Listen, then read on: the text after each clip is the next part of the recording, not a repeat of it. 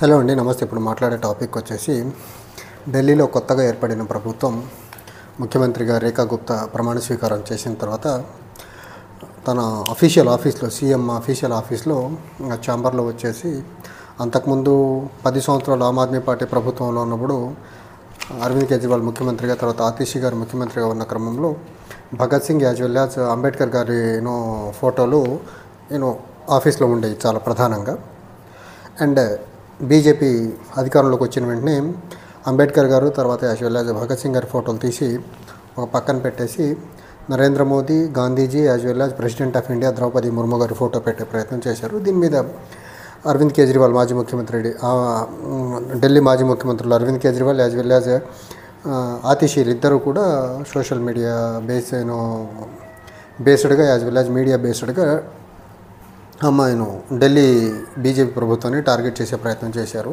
So వీళ్ళు anti Dalit, anti Ambedkar, anti Bhagat Singh and anti Sikh యొక్క BJP mind సెట్ని ప్రూవ్ చేస్తుంది ఈ ఫోటోలు తీసేయడం వల్ల అనేసి ఆతిషి గారు చాలా గట్టిగా చెప్పే ప్రయత్నం చేశారు.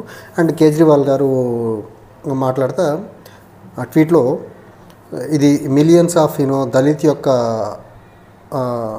మనోభావాల్ని దెబ్బతీసే విధంగా వాళ్ళ అభిప్రాయాలను రెస్పెక్ట్ చేసేలా ఉందని చెప్పే ప్రయత్నం అయితే చేశారు. సో ఇది బీజేపీకి ఇదేమి కొత్త కాదు.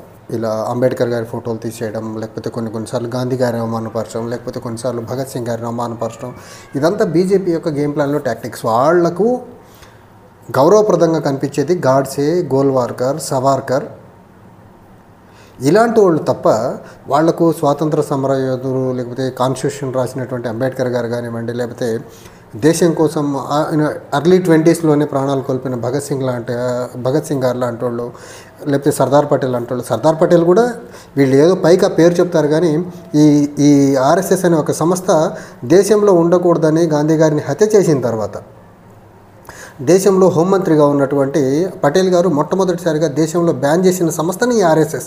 ఈరోజు ఏందో వాళ్ళు పటేల్ గారిని ఏదో మా లీడర్ అని చెప్పే ప్రయత్నం చేస్తున్నారు కానీ పటేల్ గారికి వీళ్ళ భావజాలానికి ఎలాంటి సంబంధం లేదు. వీళ్ళకు చెప్పుకునేదానికి ఎవరో ఒక లీడర్ లేరు కాబట్టి దేశం మొత్తం యాక్సెప్టబుల్గా ఉండేదానికి వీళ్ళు పటేల్ గారి పేరు చెప్పుకొని పబ్బం గడుకునే ప్రయత్నం చేస్తున్నారు. సో ఇది బీజేపీకి అంబేద్కర్ గారిని అవమానించడం కొత్త కాదు. రీసెంట్గా జరిగినటువంటి బడ్జెట్ సమావేశాల్లో ప్రెసిడెంట్ స్పీచ్ గురించి మాట్లాడుతున్న క్రమంలో మనం చూసాం, వింటర్ సెషన్స్ ఆఫ్ ది పార్లమెంట్లో చూసాం. వీళ్ళు సాక్షాత్తు లోక్సభలో home minister of the country Amit Shah మాట్లాడుతూ అంబేద్కర్ అని 7 సార్లు చెప్పి, ఇన్నిసార్లు భగవంతుడి పేరు చెప్పుకుంటే 7 జన్మల పాటు మీరు స్వర్గానికి వెళ్తారని చెప్పే ప్రయత్నం చేశారంటే అంబేద్కర్ గారి పేరు కూడా వినేదానికి సంసిద్ధత లేకపోతే మనసు లేని వ్యక్తులు ఈ ఆర్ఎస్ఎస్, ఈ మనువాదులు, ఈ సంఘీలు. వీళ్ళు ఎక్కడ అధికారం వస్తే అక్కడ అంబేద్కర్ గారి ఫోటోను, అంబేద్కర్ గారి యొక్క భావాలను, లేకపోతే అంబేద్కర్ గారు తీసుకొచ్చినటువంటి కాన్స్టిట్యూషనల్ పరంగా ఉన్నటువంటి బలమైన అంశాలన్నింటినీ పక్కన తీసేసేసి మనువాద పోకడలు, లేకపోతే మనువాద భావజాలము, లేకపోతే ఆర్ఎస్ఎస్ భావజాలముతో ముందుకు వెళ్ళాలని అనుకుంటున్న ఈ వ్యక్తులు అంబేద్కర్ గారిని గౌరవిస్తారని అనుకోవడం కొంచెం సిల్లిగానే ఉంది.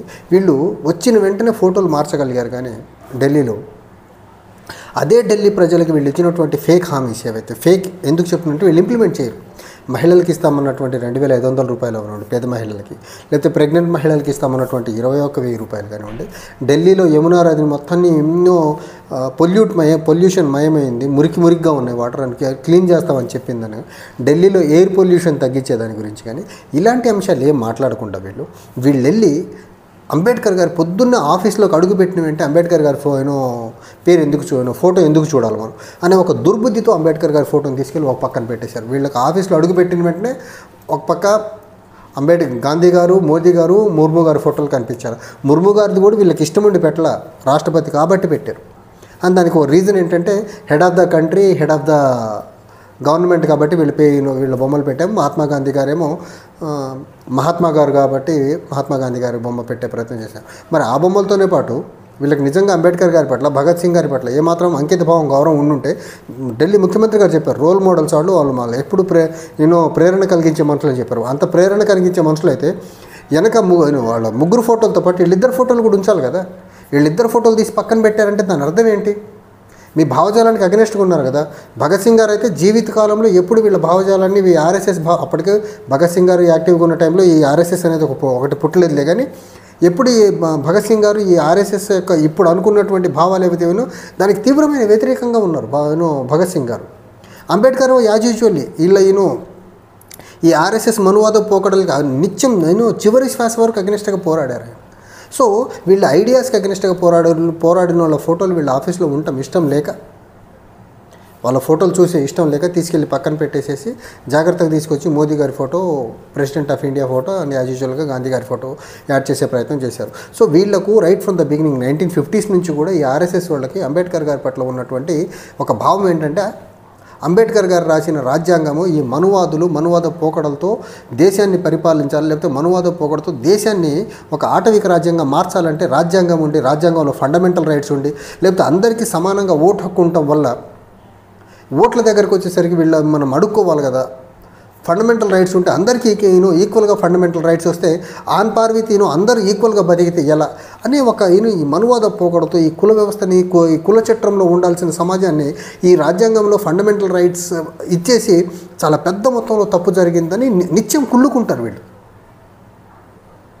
వీళ్ళు కోరుకున్నటువంటి సమాజం నిచ్చెన మెట్ల వ్యవస్థ ఉండాలి, నిచ్చెన మెట్ల వ్యవస్థతో ఉన్నటువంటి కుల వ్యవస్థ బలంగా ఉండేటువంటి సమాజం ఉండాలని కోరుకున్నారు వీళ్ళు. దానికి భిన్నంగా రాజ్యాంగం రాయడంతో right from the beginning Ambedkar గారు రాజ్యాంగం రాసిన దగ్గర నుంచి ఒక పగ పెట్టుకున్నారు. అండ్ వీళ్ళు అప్పుడు అంబేద్కర్ గారితో వీళ్ళు చెప్పిన మాట ఏంటంటే, భారతదేశంలో మనకున్న సమాజానికి ఈ రాజ్యాంగం అసలు సెట్ కాదు అనేసి అంబేద్కర్ గారితో వాదనకు దిగినప్పుడు అంబేద్కర్ గారు ఒక మాట చెప్తారు, దేశంలో ఈ రాజ్యాంగంగా ఇంప్లిమెంట్ కాకపోతే, దేశానికి సూట్ అయ్యేలా ఈ రాజ్యాంగం ఉండదు అని అనిపిస్తే దీన్ని తగిలేసే దాంట్లో నేను ముందుంటానని చెప్తారు. సూట్ కాకపోతే తగలబెట్టే దాంట్లో నేను ముందుంటానని చెప్తే, సూట్ కాకపోతే అనే పదాన్ని తీసేసి దేశానికి ఈ రాజ్యాంగం సరిపడకపోతే అనే పదాన్ని తీసేసి అంబేద్కర్ గారి రాజ్యాంగాన్ని తగలబెడతానని చెప్పారని సగం కట్ చేసి, అంటే ఇప్పుడు ఎడిటింగ్ టెక్నాలజీ కొంచెం అగ్రెసివ్గా అడ్వాన్స్గా వెళ్తున్న ఈ క్రమం ఇప్పుడు, కానీ ఈ బీజేపీ ఆర్ఎస్ఎస్ అప్పుడు జనసంఘ్ ఆర్ఎస్ఎస్ మనుషులు అప్పటికే అంబేద్కర్ గారు చెప్పిన దాంట్లో సగం కట్ చేసి సగం వినిపించారు సమాజానికి. వీళ్ళు అంత దుర్మార్గులు వీళ్ళు. నిజంగా వీళ్ళకి చిత్తశుద్ధి ఉంటే అందరి ఫోటోలు ఒకేలా పెట్టాలి కదా, పెట్టరు కదా. ఎందుకంటే వీళ్ళకు హోమ్ మినిస్టర్ అమిత్ షా కదా ఐడియల్. అమిత్ షా డైరెక్ట్గా సాక్షాత్తు పార్లమెంట్లోనే ఆ పేరు పలికేదానికి ఇష్టపడని వ్యక్తి కదా. ఇప్పుడు అపోజిషన్ పార్టీకి సంబంధించిన వాళ్ళు అందరూ లోక్సభలో మాట్లాడతా అంబేద్కర్ గారి గురించి మాట్లాడే ప్రయత్నం చేస్తూ ఉంటే, కాన్స్టిట్యూషన్ ఆఫ్ ఇండియా గురించి మాట్లాడే ప్రయత్నం చేస్తే అది బీజేపీ వాళ్ళకి ఎక్కడ మింగుడు పడుద్ది. వాళ్ళేమో అంబేద్కర్ గారు కాన్స్టిట్యూషన్ అంటారు, వీళ్ళేమో గోల్వాల్కరు, సవార్కరు, గాడ్సే మనువాదం మనుస్మృతి అంటారు. ఎక్కడ సింక్ అవుద్ది? ఇద్దరు సింక్ కాదు కదా. ఆ సింక్ అనే పక్షంలోనే అంబేద్కర్ గారి పేరు విని తట్టుకోలేక అసహనానికి గురై ఆ మాట అనాల్సి వచ్చింది అమిత్ షా గారు. సేమ్ అమిత్ షా గారి ఫుట్ స్టెప్లోనే ఫాలో అవుతున్నారు ఢిల్లీ ముఖ్యమంత్రి. సో వీళ్ళకి ఎప్పటికీ కూడా అంబేద్కర్ గారి పట్ల కానీ, ఫ్రీడమ్ ఫైటర్స్ పట్ల కానీ, లేకపోతే ఇండియన్ హిస్టరీ పట్ల కానీ ఏమాత్రం గౌరవం లేదు. ఎందుకంటే ఫ్రీడమ్ ఫైటింగ్లో వీళ్ళు ఫ్రీడమ్ ఫైటర్స్గా వీళ్ళు ఆర్ఎస్ఎస్ వాళ్ళు, ఈ జనసంఘ నేతలు ఎవరూ లేరు. అందరు బ్రిటిషర్లకు తొత్తులుగా పనిచేశారు. చరిత్రలో వీళ్ళకి స్థానం లేదు. చరిత్రలో వీళ్ళు బ్రిటిషర్స్కి అగెనెస్ట్గా కాకుండా బ్రిటిషర్స్కి ప్రోగా ఉండి స్వాతంత్ర సమరయోధుల్లో ఎక్కడ పాల్గొనని బ్యాచ్ ఇది. ఇంకోటి రాజ్యాంగంలో వీళ్ళు అనుకున్నటువంటి మనువాద పోకడలు లేకపోవడంలో రాజ్యాంగానికి వ్యతిరేకం వీళ్ళు. ఈ రకంగా దేశంలో చరిత్రకు వ్యతిరేకం, దేశంలో ఉన్నటువంటి రాజ్యాంగానికి వ్యతిరేకం వీళ్ళు, దేశంలో ఉన్నటువంటి ఫ్రీడమ్ ఫైటర్స్కి వ్యతిరేకం, దేశంలో ఉన్నటువంటి ఐడియల్ పర్సన్స్కి వ్యతిరేకం. ఏ కాడికి ఒక మనువాద పోకడలతో, ఒక సంఘ పరివార భావజాలంతో మూర్ఖంగా ముందుకెళ్ళే ఐడియాలజీకి ఉండే వాళ్ళని ఇష్టపడతారు. కానీ వీళ్ళు ఒక రేషనల్ సొసైటీని, ఒక వైబ్రెంట్ సొసైటీని, ఒక ఇంక్లూజివ్ సొసైటీ, ఇంకా ఇండియాని డెవలప్ చేయాలి అని అనుకున్న ప్రతి ఒక్కళ్ళు వీళ్ళకి వ్యతిరేకమే. ఇది బిగినింగే. వీళ్ళు ఇప్పుడు ఫోటోలు మారుస్తున్నారు. వీళ్ళకి దేశవ్యాప్తంగా అన్ని రాష్ట్రాల్లో వీళ్ళకి బీజేపీ చేతికి అధికారం దొరికితే, కేంద్రంలో మరీ ముఖ్యంగా లోక్సభలో, రాజ్యసభలో వీళ్ళకి సంపూర్ణ మెజారిటీ, 1/3 మెజారిటీ, 2/3 మెజారిటీ దొరికితే దేశంలో రాజ్యాంగం ఉండదు, దేశంలో ప్రజాస్వామ్యం ఉండవు, దేశంలో ఎన్నికలు జరగవు. శాశ్వతంగా బీజేపీ ఆర్ఎస్ఎస్ పీపులే దేశాన్ని ఏళ్తారు. ఇది గుర్తెరిగి సమాజం బీజేపీని దేశం నుంచి ఎంత తొందరగా అధికారం నుంచి దూరం ఉంచితే అంత మంచిది. లేకపోతే దేశంలో ఉన్న ప్రతి ఒక్కడు ఈరోజు బీజేపీకి ఓటేసేవాడికి కూడా ఫండమెంటల్ రైట్స్ ఉండవు. ఈరోజు బీజేపీకి ఓటేసి బీజేపీ అని అరుస్తున్న ప్రతి ఒక్కడికి కూడా వాళ్ళ లిబర్టీని స్నాచ్ చేసేస్తారు వీళ్ళు. వాళ్ళకి స్వేచ్ఛగా బ్రతికే హక్కు లేకుండా చేస్తారు ఈ బీజేపీ వాళ్ళు వీళ్ళ. కానీ దేశవ్యాప్తంగా సంపూర్ణ అధికారంగా దొరకగలిగితే రాజ్యాంగం ఉండదు, దేశంలో ప్రజాస్వామ్యం లేకుండా చేస్తారు. దానికి ఎగ్జాంపుల్సే ఈ ఫోటోలు తీయటం. దానికి ఎగ్జాంపుల్స్నే కాన్స్టిట్యూషన్లో ఎక్కడెక్కడ లూప్హోల్స్ ఉన్నాయో ఆ లూప్హోల్స్ని అనుగుణంగా వాడుకొని ఈ సంఘ్ పరివార్ భావజాలాన్ని పెంపొందించే మనుషుల్ని దేశంలో ఉన్నటువంటి ప్రధాన సంస్థల్లో పెట్టడం. ఆ పర్యవసానంలో భాగంగానే రాజ్యాంగంలో ఉన్నటువంటి ఆర్టికల్ 368 ఉపయోగించి రాజ్యాంగాన్ని అమెండ్మెంట్ చేసుకుంటూ సంఘ్ పరివార్ భావజాలానికి అనుగుణంగా రాజ్యాంగాన్ని మార్చే ప్రయత్నం కుదిరినంత కాడికి మార్చే ప్రయత్నం చేస్తున్నారు. సో ఎట్టి పరిస్థితుల్లో బీజేపీతో దేశానికి సమాజానికి పెనుముప్పు ఖచ్చితంగా దాగుంది.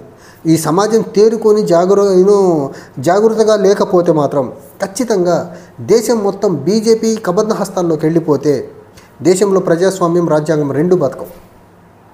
ప్రజాస్వామ్యము రాజ్యాంగం రెండు లేకపోతే భారతదేశంలో సమాజం ప్రజలు కూడా బతికేదానికి ఆస్కారం లేదు. Thank you.